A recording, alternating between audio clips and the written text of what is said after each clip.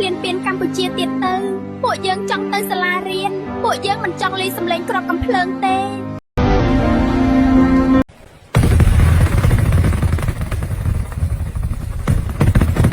បានហើយខ្លួនបានហើយ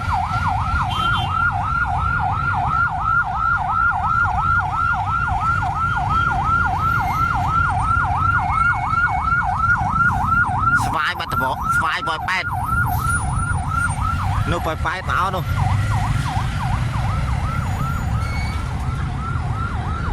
ដឹងប្រមាណគីឡូដីទេស្ទះអូបានហើយខ្លួនបានហើយ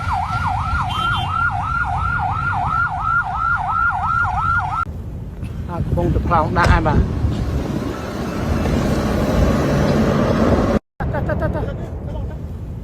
កំពុងទៅផ្លោងដាក់ហើយបាទ